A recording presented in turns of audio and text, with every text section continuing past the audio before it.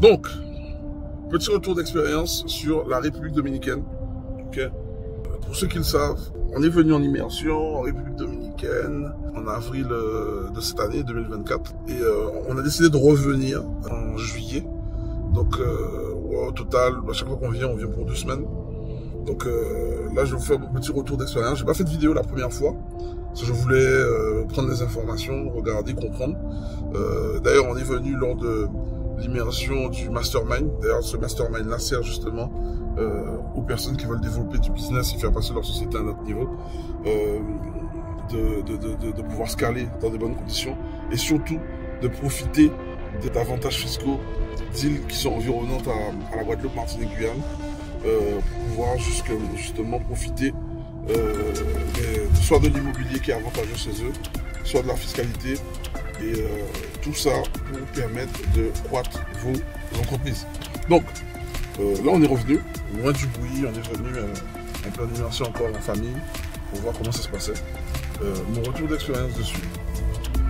Pour moi, il y a des avantages à venir investir ici. Parce que les prix déjà sont bas. Okay, c'est un pays qui est en développement.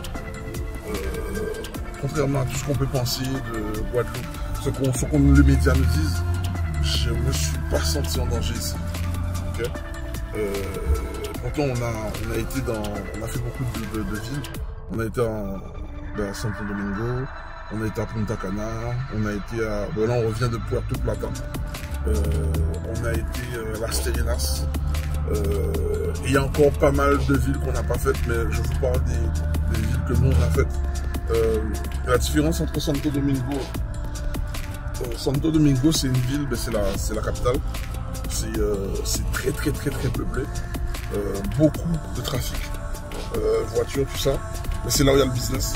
Ça c'est mon avis. Ok, c'est mon avis. C'est là où il y a le business. C'est une grande ville. Il y a des buildings. Il y a tout. On a tous les services qu'on a besoin. Il y a le métro là-bas. Il y a des beaux hôtels. Si tu veux voir des stars américaines en concert ou que sais-je, mais tu vas là-bas, tu verras aussi. Il y a des très grandes salles de cinéma, il y a du service. Bref, c'est très intéressant. Ça va très vite, c'est speed. Ok. Ensuite, on est à Punta Cana. Punta Cana, bon, c'est connu. Hein. Qui ne connaît pas Punta Cana ou qui n'est pas venu à Punta Cana parmi vous? Je pense que tout le monde, à un moment dans sa vie, a fait un tour à Punta Cana. Donc ça veut dire quoi? Ça veut dire que la République dominicaine a un moyen de communication qui est très poussé pour le tourisme. Et notamment, Punta Cana, c'est très visité. Okay, c'est idéal pour aller faire du saisonnier ou pouvoir faire du locatif.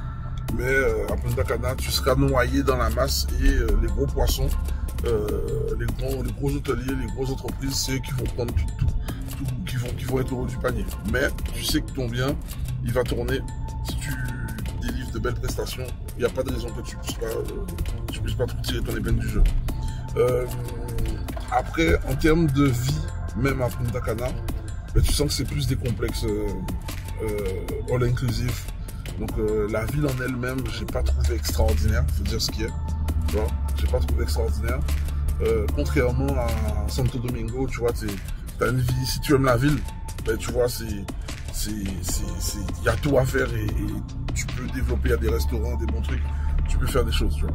Après, c'est vrai que c'est dense, mais bon, si t'es un citadin, la densité de population ne devrait pas te faire peur, surtout si tu sais que tu vas pas y vivre et que c'est juste un pied à terre pour faire des allers-retours et venir quand ça te plaît, et faire la fête ou faire du business ou faire un peu de saisonnier. Ensuite, on a été à Las Terrenas. Las Terrenas, c'est une ville de pêcheurs à la base, mais qui a été pris d'assaut par les Français. Okay, y a beaucoup de Français qui sont là-bas. C'est beaucoup plus sauvage et du coup, c'est beaucoup plus cher parce qu'il y a beaucoup de Français là-bas. Okay, c'est beaucoup plus cher, mais c'est là où tu peux faire des belles petites villas, piscines. Et à 6 heures de gloire, Las Terrenas tournait très bien. Maintenant, il y a d'autres endroits un peu cachés. Je ne donnerai pas les noms ici. Ça, c'est pour, je garde ça pour ma secret sauce, c'est aussi pour les membres du mastermind. Il y a des endroits un peu comme Las Terrenas, mais qui sont encore cachés, qui ne sont pas encore connus du grand public en République dominicaine, où c'est sauvage, où tu peux encore développer des choses. T'as des paysages à couper le souffle, et c'est pas encore cher, tu vois. Ça, c'est intéressant.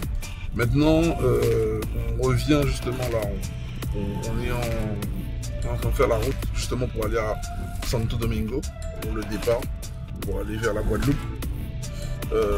Et bien là, on sort de Puerto Plata. Puerto Plata, c'est pas trop mauvais non plus. J'avais des préjugés sur Puerto Plata.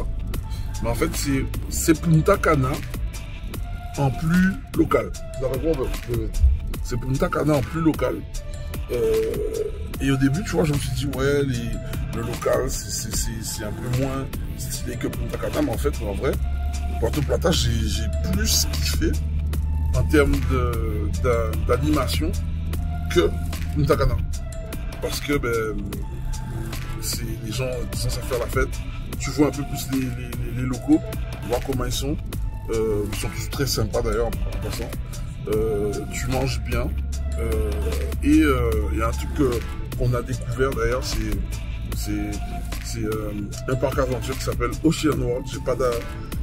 J'ai pas de royalty chez eux, mais j'en parle parce que Ocean World, on a été et j'ai eu des moments d'expérience avec ma famille là-bas incroyables, mais vraiment incroyables, tu vois. On a vu, je vais pas vous spammer, mais on a vu des perruches, des perroquets, ils viennent manger dans tes mains, tu vois. On a vu des dauphins, comme dit mon fils. J'avais jamais touché de dauphin de ma vie, tu vois. J'en ai vu des dauphins, tu vois, quand t'es un mec des îles, si tu vois pas des dauphins, c'est que t'as raté ta vie, tu vois. Mais là, toucher, jouer avec, c'était un truc de ouf. C'était incroyable, tu vois.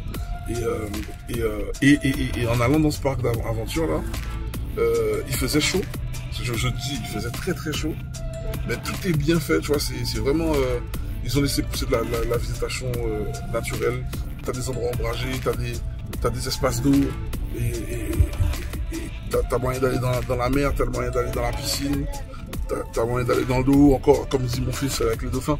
Et du coup, tu ressens pas la chaleur parce que ils ont profité un peu de la flore du moins, excusez-moi, pour justement faire en sorte que tu puisses garder une température convenable et que tu puisses profiter du parc. Le parc, il a 22 ans d'expérience. Il est entretenu comme s'il il venait d'ouvrir. Ok. J'ai posé des questions parce que j'étais surpris de la qualité des prestations. Et franchement, il manque des choses comme ça dans les Antilles françaises, tu vois. Il manque des choses, il manque des parcs de ce style en Guadeloupe, en Martinique ou peut-être en Guyane. En Guyane, Guadeloupe, Martinique, moi je donne mon avis, hein, natif de Guadeloupe. On s'ennuie, on se fait chier. Et pourtant, il y a plein de business à créer autour de ce type de projet, tu vois. Après, oui, vous allez dire que ça coûte de l'argent, mais c'est pour ça qu'on crée le mastermind. C'est justement pour travailler ensemble, voir quelle synergie on peut développer et voir aussi si on peut faire des prises de participation à plusieurs pour monter des types de business qui vont nous permettre de pouvoir développer aussi la Caraïbe française, mais aussi à l'international, tu vois. Parce qu'on n'a pas besoin d'aller bien loin pour pouvoir développer du business. Alors que quand on regarde en termes de voyage, la République dominicaine, c'est 1h30 de Guadeloupe, Martinique. Allez, peut-être 2h30 de Guyane, tu vois. C'est pas un truc c'est pas si loin que ça, tu vois. On est sur le même fuseau horaire. Moi, je suis venu, je suis venu depuis le Portugal. Et Portugal, vol direct. Et là, après avoir fini mon escale d'ici, je vais en Guadeloupe, tu vois. Donc, il y a moyen de faire des choses.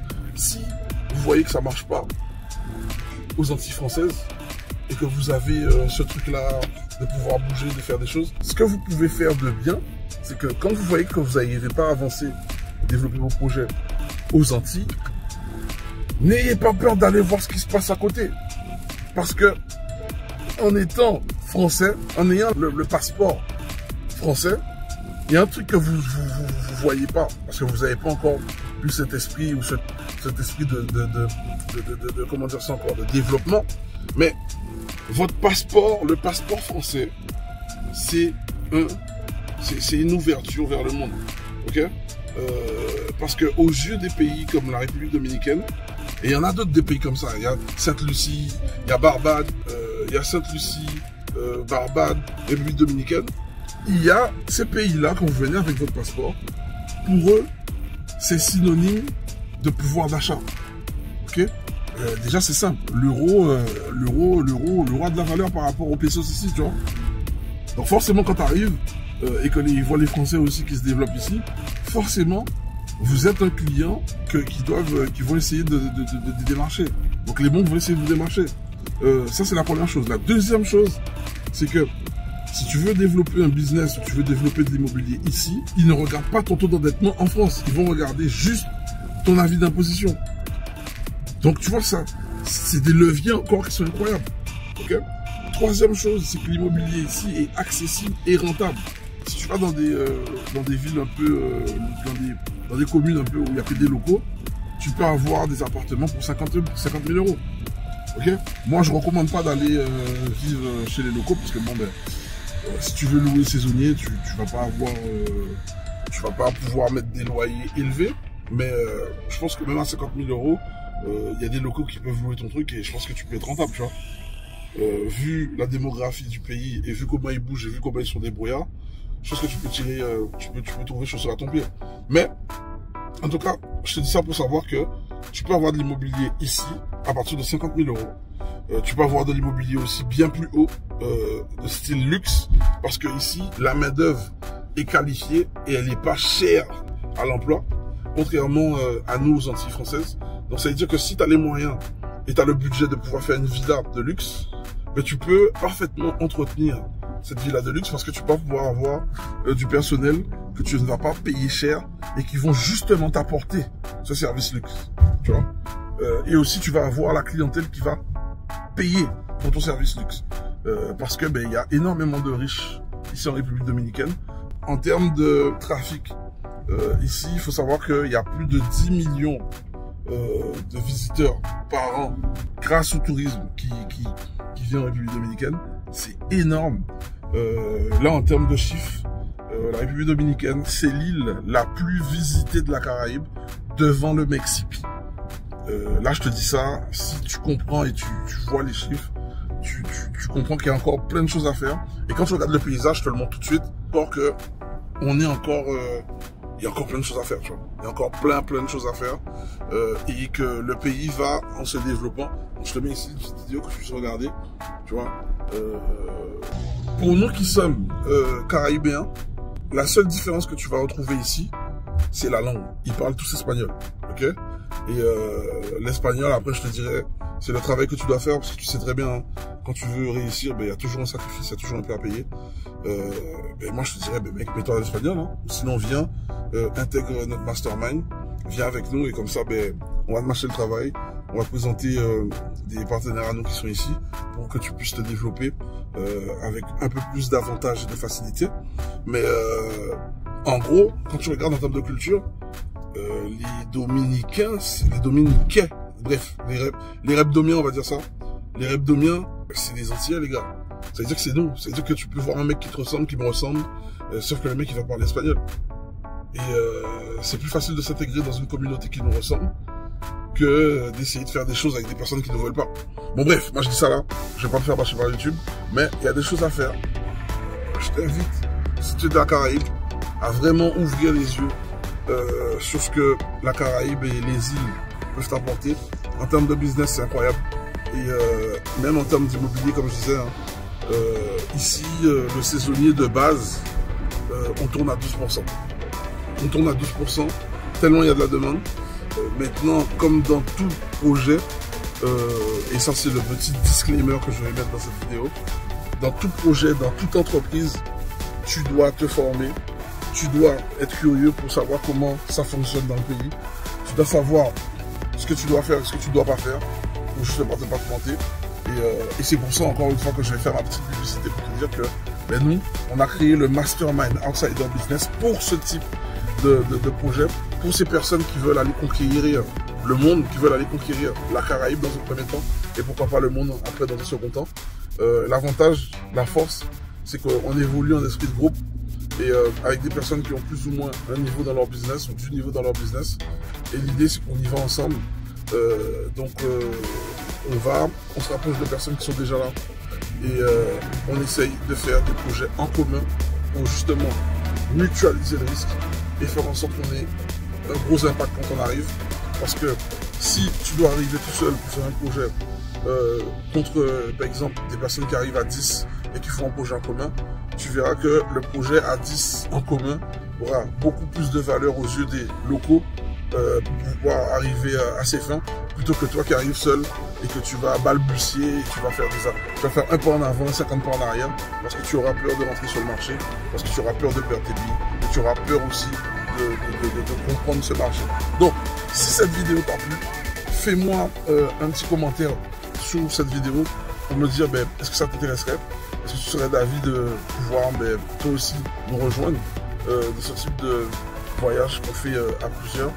Je te laisse partager cette vidéo à un maximum de personnes dont tu penses que ça peut les aider. Et sur ce, je te souhaite le meilleur pour ta réussite. C'était Will et je te dis à bientôt. Ciao.